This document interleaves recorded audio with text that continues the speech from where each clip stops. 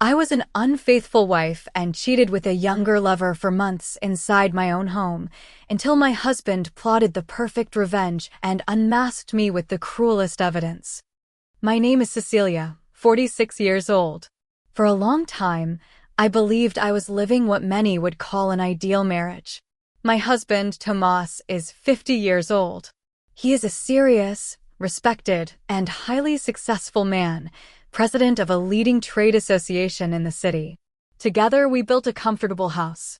We raised two incredible children, Isabella and Mateo, now 23 and 20 years old, already out of the house, studying and working. I was always the foundation of the house, the keeper of an impeccable home, present at all the birthdays, school meetings, sudden fevers, and silent hugs. But over time, the house became emptier and so did I. While Tomas grew on the outside, I withered on the inside. I looked at myself in the mirror and barely recognized myself. I wondered when I stopped existing as a woman. When the children left, silence took over every room. The sound of laughter was replaced by news on the television and feet shuffling on the tile floor. I walked through the house like someone visiting a museum, remembering the past in each object. I felt invisible, as if my role had expired.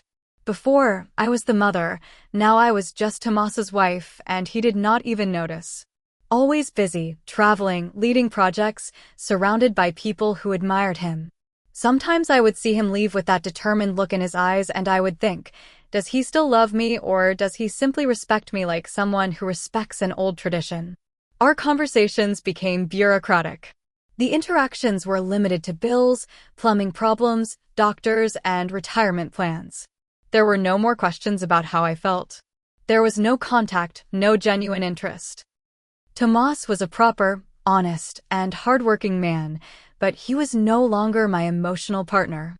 We slept in the same bed, but in different worlds. I began to get used to the feeling of abandonment, even though I was accompanied. The worst kind of loneliness is the one that happens inside your own home.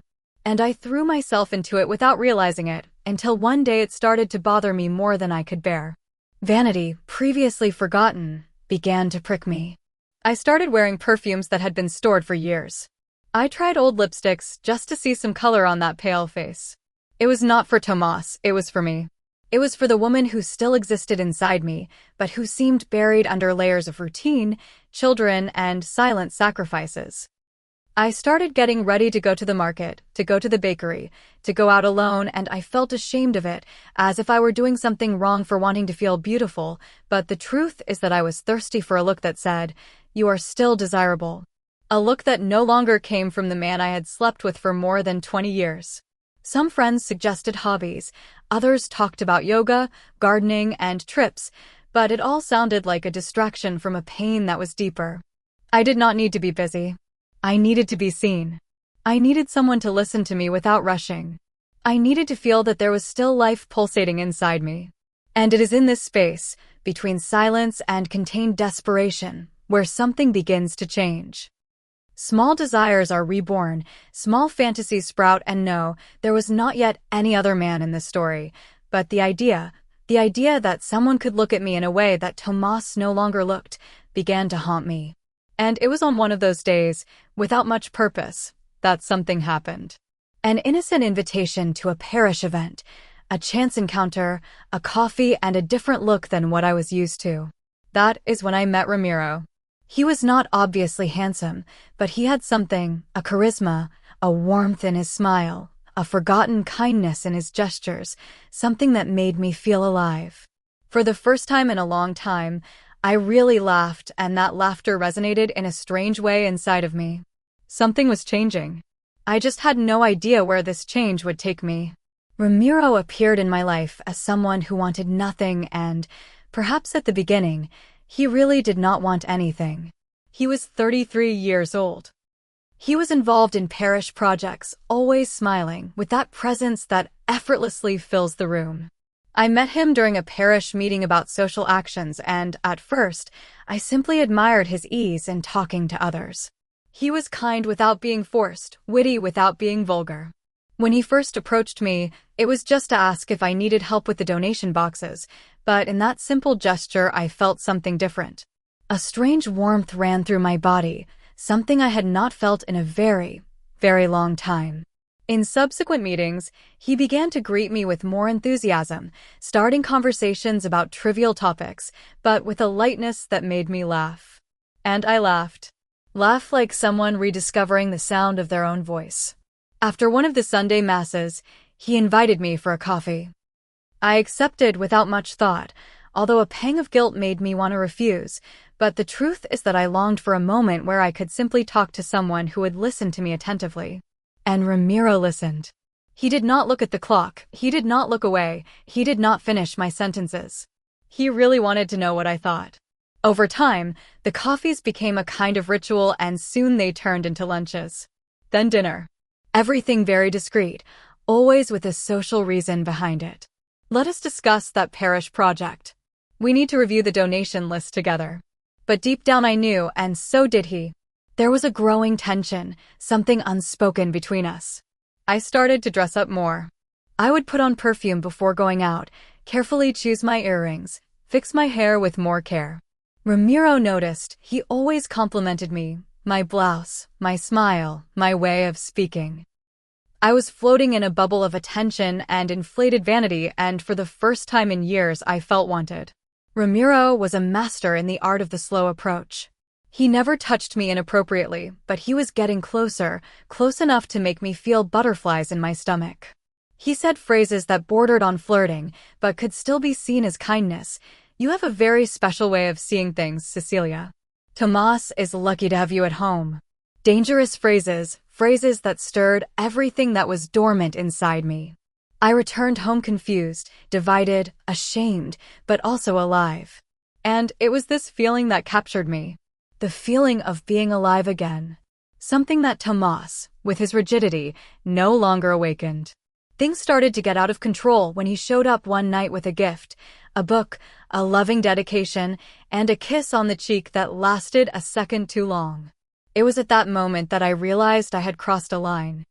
It was not just friendship, it was not just gratitude. I was being seduced and I was enjoying it. My thoughts started to get confused. I found myself remembering the tone of his voice, the way he touched his hair, the smell of his perfume, and worse, I started to compare. Everything Tomas did started to seem cold and mechanical. Romero was the complete opposite, warm, spontaneous, full of life. I had not given in yet, but I was getting close. With each encounter, one more step, a bolder compliment, an accidental touch, an exchange of glances that lasted too long to be innocent. But I justified it to myself. Nothing happened.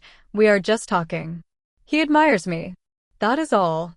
It was a deception and I knew it, but it felt good to believe that lie. It was easier than facing the truth. I was flirting with the abyss, and the abyss was about to smile back. Everything was confirmed that night. Romero invited me to dinner at a sophisticated restaurant overlooking the old part of the city. It was a place I had always wanted to visit, but that Tomas never suggested in all our years together. When I arrived, he was already waiting for me. Romero, elegant, perfumed, with that smile that seemed to undress me from the inside. The waiter brought a very expensive wine that he chose without hesitation. At first I refused. I do not usually drink, but he insisted so kindly that I accepted a glass. Then another. The food was delicious, but I confess I barely remember the flavors. What was etched in my memory was the feeling of being courted. The conversation flowed as always, but there was a tension in the air. This time he held my gaze for longer. His compliments had a more intimate tone. When our hands touched on the table, I did not flinch. On the contrary, I left it there. The heat of his touch rose like a fever through my body. I could hear my heart beating over the ambient music. I was dizzy, not from the wine, but from the possibility of finally giving in to what had been building between us for weeks. When he offered to take me home, I hesitated. But I accepted. The truth is that at that moment I had already made up my mind. The drive was silent, a dense silence, full of intentions. When we stopped in front of my house, I thought he would just drop me off and we would say goodnight as always. But he turned off the car and looked at me with a mixture of desire and tenderness. He asked if I wanted him to come in. My answer was a barely audible whisper, yes. We entered through the garage with the lights low, as if we were invading a sacred space. But we did not go to the couple's room. We went to the guest room, as if that would alleviate the guilt, as if cheating in another room made any difference. The first time was intense, awkward, full of nervousness and need. I was trembling, not just with fear, but also with excitement and shame. When I woke up the next day, still next to him, I convinced myself that it would not happen again, that it had just been a moment of weakness, an emotional detour. But the problem is, I felt alive, more alive than in the last 20 years of marriage, and this feeling became an addiction. Days later, we saw each other again. And again, each encounter was an escape, a dose of adrenaline that numbed the pain of being ignored by Tomas. Every time Romero visited me, I would get dressed like a teenager going on her first date. Wavy hair, tight dresses, new lingerie that Tomas has never seen. We spent hours in the guest room laughing, making love, sharing secrets. He asked me questions about myself, things I did not even remember knowing how to answer. He made me feel beautiful, interesting, powerful, and at the same time made me forget about the woman Tomas no longer saw. The guilt was there, of course, but it was drowned out by the pleasure of the attention, by the warmth of the touches, by the sparkle that returned to my eyes and that I thought was lost forever. The relationship lasted almost 7 months. 7 months in which I deceived myself into thinking I was in control, that I could stop at any moment, that Tomas would never find out. I was careful, methodical, I deleted messages, I cleaned up traces. Romero played along, but he left signs that there was more to this story than I imagined. Sometimes he would receive calls that he rejected too quickly. Sometimes he would say goodbye to me hastily, but I ignored it. I needed to believe that he was my refuge, even if it was just for a few hours a week. And it was in this self-deception that I buried myself. While I was living this clandestine passion, believing that I was staging everything perfectly, Tomas remained the same, calm, distant, irreproachable. His routine had not changed at all, which made me think that he had not even dreamed of what I was doing. His silence was a relief to me. I convinced myself that if he did not suspect anything, then everything was under control.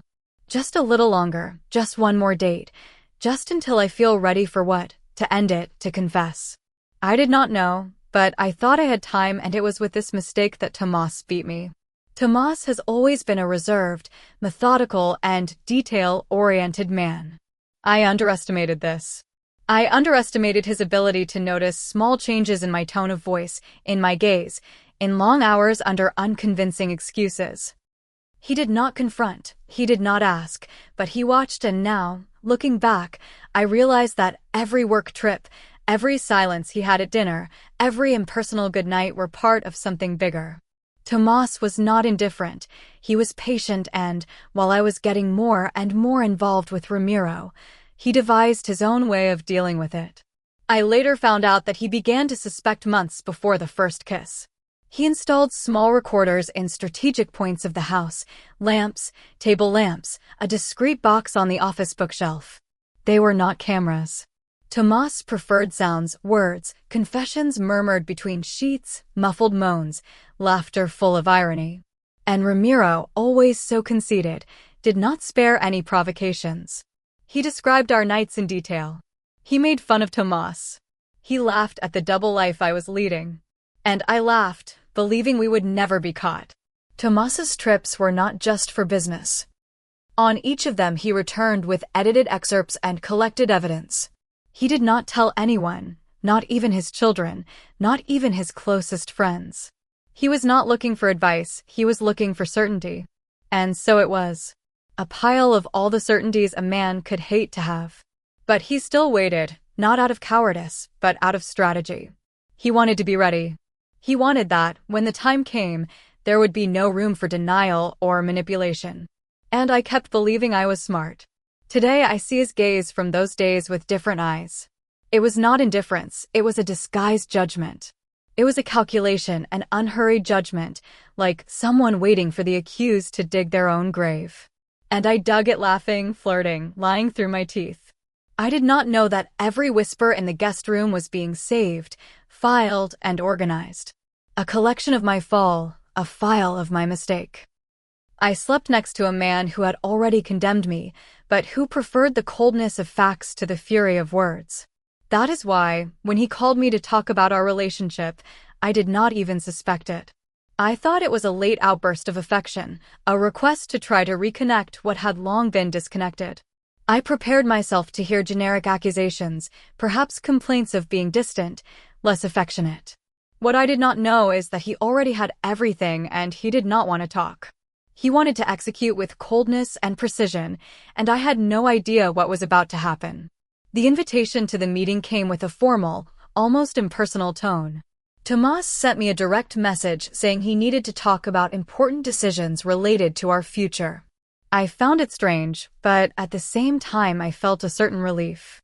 Perhaps the time had come to finally talk about the separation in a civilized way. I dressed carefully not to seduce, but to appear strong and confident. I knew he deserved an explanation, and I thought that if I handled it well, I could leave with dignity. After all, I had the arguments, the distance, the loneliness, his lack of presence as a husband. What I did not know was that he did not want to hear explanations. Upon entering the room, there was Tomas sitting at the table, impeccable, in his dark suit, with a serene and icy face. Beside him, an elegant and firm woman, his lawyer, and in front of him, a laptop with the screen up and a digital timer stopped at 0. The scene gave me goosebumps, but I stood firm. He offered me an hour to talk. "Feel free to say whatever you want," he said in a neutral voice that unsettled me. I sat down, adjusted my dress, and took a deep breath. And I began the speech I had been rehearsing for weeks. I spoke of my pain as a woman, the passage of time, the absence of the children, the silence in the house. I said I felt invisible, forgotten. I reinforced that my intention was never to destroy anything, only to look for something that would make me feel alive. I got emotional. I let tears fall at the right moments. I tried to generate empathy. I made it seem as if the betrayal was a side effect of his neglect. Not a conscious choice, but a stumble caused by loneliness. I was dramatic, yes, but it seemed to be working. Tomas just listened in silence, without interrupting, without reacting. Until that moment, I believed I had a chance to come out victorious. When my hour was up, Tomas simply leaned forward, clicked something on his computer, and began what he called the other version of the story. What I heard next froze my blood. First, my own voice in a mocking whisper. If Tomas knew how good you are in bed, he would drop dead. Then laughter. Mine and Romero's. I was frozen. The whole atmosphere changed. The two lawyers looked at each other, and I felt my face catch fire. I tried to interrupt. "This is out of context." But Tomas just paused, looked at me with contempt, and said, "There is much more." A new recording. Romero describing in detail the mattress in the guest room, mocking the submissive wife's bed. Another, where he said that Tomas was too predictable, that he would never notice anything. Every click was a stab. My words, spoken with arrogance, came back like darts. I tried to justify it, but my recorded lines betrayed me. Every attempt at defense was dismantled seconds later by compromising audio. The narrative I tried to build disintegrated right there, before the coldness of the evidence. I was no longer in control. I never had been. It was then that he played the worst recording. The cruelest, the dirtiest. It was my voice, completely transformed, hoarse, without breaks. I was begging, losing any trace of control. "Romero, come here and ride your little dog. Ride me now." And what followed was a sound I never thought anyone else would hear. My high-pitched, desperate screams like those of an animal in heat, in a state of crude and humiliating ecstasy. My breathing, my moans, my vulgar words, asking Romero to push me harder. All of it there, open, projected, loud and clear. I became a grotesque spectacle in front of everyone and, worst of all, it could not be denied. That was me. My flesh, my vanity, my lie were laid bare. In that room, everything I possessed turned to dust. The pose, the speech, the supposed dignity, every lie revealed with precision. Tomas did not shout. He did not get emotional. He simply let the recordings speak for him, and they spoke cruelly. I felt myself shrink in my chair as if I were in court, and, in a way, I was. But there was no judge or jury there, only my executioner, Tomas. And I understood it with a lump in my throat. He did not just want to confront me, he wanted to destroy me from the inside, and he was succeeding. I did not know where to put myself. The room, before now, seemed like an arena. I was the spectacle, the target. Each new recording was like a lash to what little composure I had left. My voice, my laughter, my cruelest words, all there before the cold gaze of Tomas and the critical looks of the two lawyers. I tried to raise my hand, to interrupt, to beg, to say that it was all a contextual mistake, but there was no going back. I was trapped alone. The truth was naked, raw, indisputable. And the worst part was realizing that no matter how much I cried, Tomas no longer felt pity, only contempt. Every click on the computer was a punch in the stomach. In one of the recordings, I told Romero, "He is so blind, it is a pleasure to cheat." On another occasion, I mocked Tomas while I was in my underwear. He thinks he is in control of the house, but he does not know that the bed is not even his anymore. I destroyed myself with every sentence. There was no way to explain the tone, the context, the intention. My words betrayed me more than any other evidence, and Tomas, in absolute silence, let me sink. He did not need to raise his voice even once. His plan was to leave me speechless, and he succeeded. My attempts to fight back were pathetic. You traveled too much. You grew distant from me. I felt lonely. Empty arguments when placed next to my recorded moans, my open pleasure, and my sharp phrases. It was then that a new recording dismantled my last pillar of defense. I told Romero in a perverse tone, make him travel more. Pretend to support his projects. The farther away, the better. My argument of lack turned into premeditated manipulation. I was no longer a wounded woman. I was an active accomplice in my own betrayal. What once seemed like an emotional escape now sounded like pure cruelty. Tomas's lawyer could no longer hide her repulsion. Mine, ashamed, looked at the floor as if she too wanted to disappear. I curled up in my chair, gasping for air, trying to understand how my life was falling apart so quickly. And Tomas, impassive, as if he were watching a documentary about the fall of a stranger. And maybe at that moment I was already that to him. A stranger, a woman who shared a bed, but hid an abyss between the sheets. With every second, the distance between us grew, and yet, he did not utter a single angry word. His revenge was silence, and it was devastating. When the recording stopped, the timer showed 58 minutes. I was destroyed with teary eyes, smudged makeup, shaking hands. There was nothing left of the speech I prepared. There was no more logic, justification, or argument that could save me. He closed the computer and put it away in silence. And for a moment I thought he was going to say something, but no. He simply stood up, looked me in the eyes with repressed disgust, and said, "We will sign the papers tomorrow." And he left without yelling, no scandal, no drama, just with the certainty of someone who had already won, with method, with calm, with surgical cruelty. The room fell silent. My lawyer offered me a glass of water, which I refused. I was paralyzed as if I had been hit by a truck of reality. The love that once existed between us had been buried in that moment. Tomas left, taking with him the last spark of dignity I tried to maintain. Now all I had left was shame. The feeling of being exposed, morally stripped, judged, and condemned with evidence that came out of my own mouth. And the worst was yet to come. I just had no idea what he had in store for the final act. He left the room without looking back, and, when the door closed behind him, the sound was more piercing than a scream. We were all silent. Me, my lawyer, who now seemed to regret being there, and his lawyer, who had just gathered the documents with an air of mission accomplished. No one comforted me. No one said anything. The chair I had been in now seemed too empty, as if it held the trace of something that had been forcibly removed. Tomas's absence was deafening. It was the silent verdict of someone who no longer wanted to be part of the same story as me. And that, strangely enough, made me desperate. It was in this desperation that I began to speak, not to justify myself, but to try to regain some control. I tried to put together a new narrative right there, like someone trying to put out a fire with their bare hands. I spoke of loneliness from lack of attention. The nights I cried alone in the kitchen, afraid of growing old without being noticed, the lawyer simply took notes. My own defender just listened without reacting. I was talking to myself, like someone confessing in the dark, hoping someone would say, "I understand." But no one said it. The recordings spoke louder, and Tomas had disappeared at the height of my ruin. I returned home disoriented. The way back was a blur.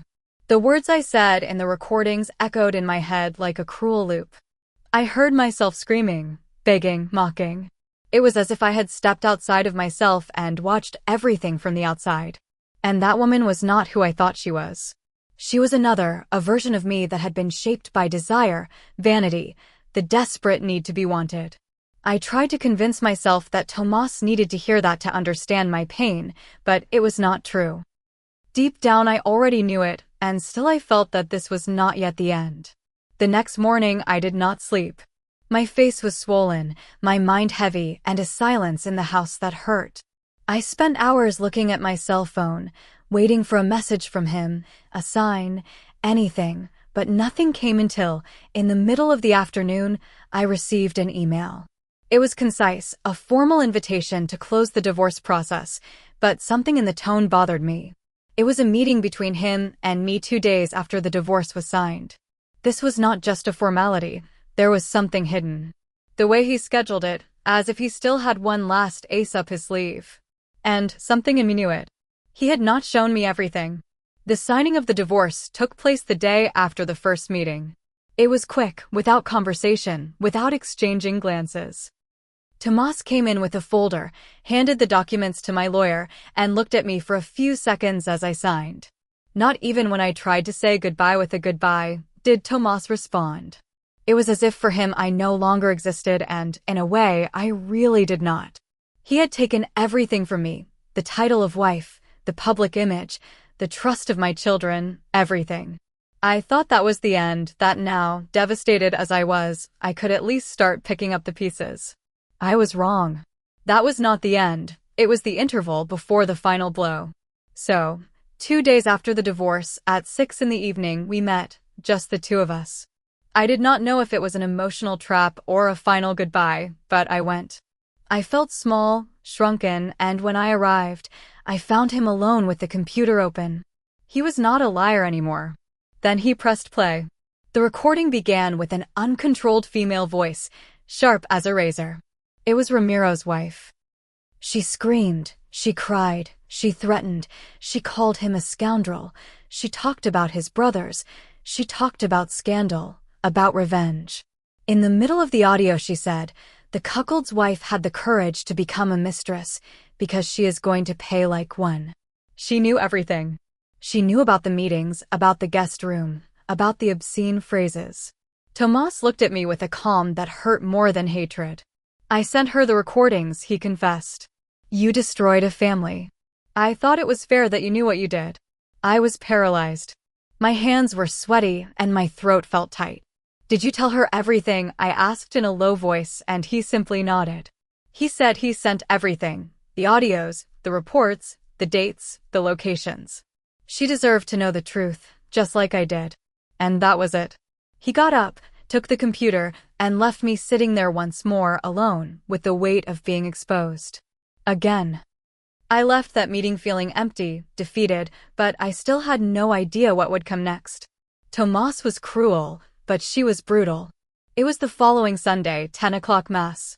I was trying to get back to the routine, to pretend to be normal, to find some dignity in what little was left of my public image. But when I left the church, turning the corner of the parish, I was surprised. Romero's wife was waiting for me alone, but with eyes full of fire. There was no time to run. She grabbed me by the hair and threw me to the ground. She dragged me across the rocks of the parking lot. "Bitch, you destroyed my home." And each shout was accompanied by a slap, a kick, a pull. I screamed, but no one stopped her. No one helped. Everyone watched after I received a severe beating. 2 men from the community separated us, but the damage was already done. My knees were scraped, my mouth was cut, and shame flowed through my tears. Days later, I discovered the worst. Romero's wife took the recordings and distributed them to all the parish groups. Everything.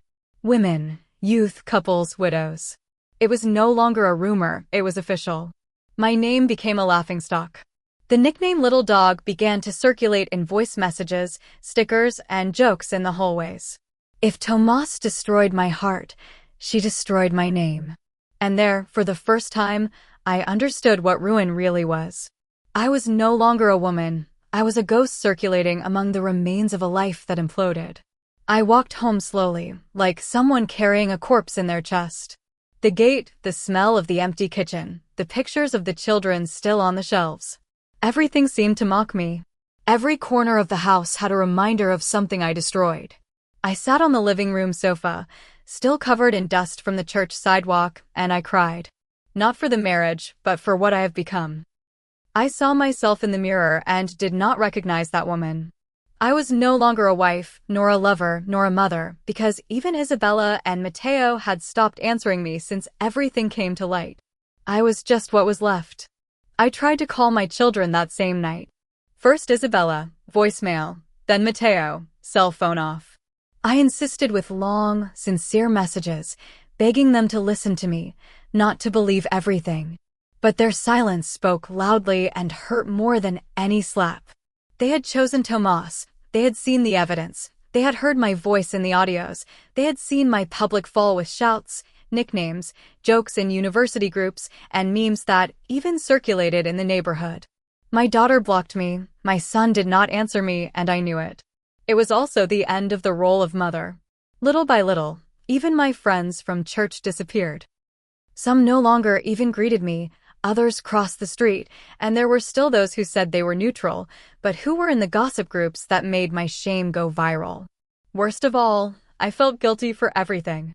There was no one left to fight with or anyone to blame. I destroyed everything. It was me. And now, even though I regretted it, I had nowhere else to rebuild. Even Romero was gone. He disappeared as if he had never existed. Maybe he was already doing it with another woman, maybe with another wife who also felt invisible.